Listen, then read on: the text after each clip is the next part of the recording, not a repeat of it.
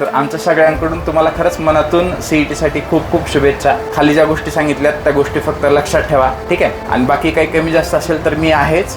क्लासमध्ये बोलवलंय मी. ॲक्च्युली आपले एम्स अकॅडमीचे काल सीईटीचे राऊंड संपले होते, MSc सीईटीचे, ठीक आहे. काल मला खाली काही मुलं भेटले आणि त्यांनी सांगितलं की उद्याच्याला पण एक राऊंड ठेवा.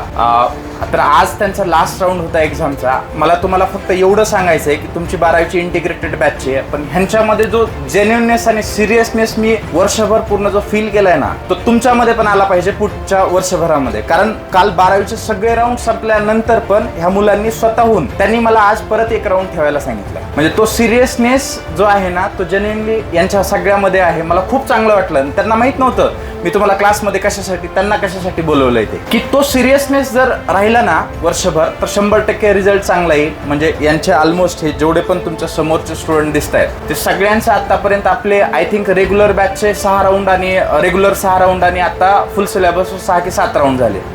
12-13 राऊंड झाले टोटल. तर त्या 12-13 राऊंडमध्ये हे जेवढे पण तुम्ही बघताय ह्यांना ऑलमोस्ट सगळ्यांनाच थोडं एखाद्या राऊंडला कमी जास्त कन्सिडर केलं तर सगळ्यांच 120च्या वर मार्क आहेत. सगळ्याच राऊंडला, असं नाही की एका राऊंडला 120च्या वर आहे. ऑलमोस्ट सगळ्याच 12-13 राऊंडला 120+ स्कोर आहे.